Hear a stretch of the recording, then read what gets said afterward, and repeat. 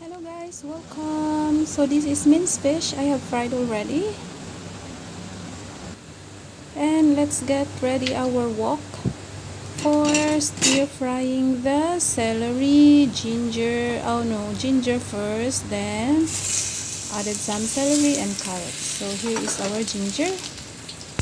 This is a young ginger, guys. You have to saute it first until the color change, then add your celery. By the way, thanks for your endless support and for watching.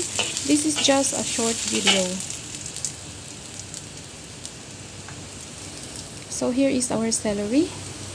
So first I have to add the celery that was being cut into thin.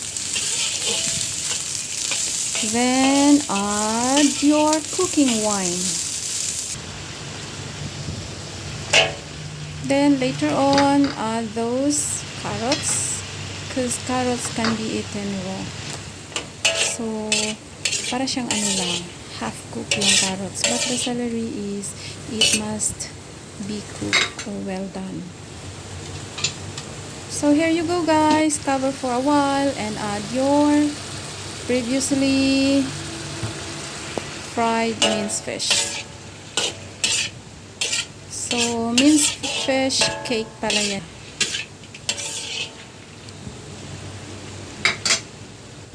And ready to serve. Thanks again for watching and for your endless support. Have a great day everyone. God bless.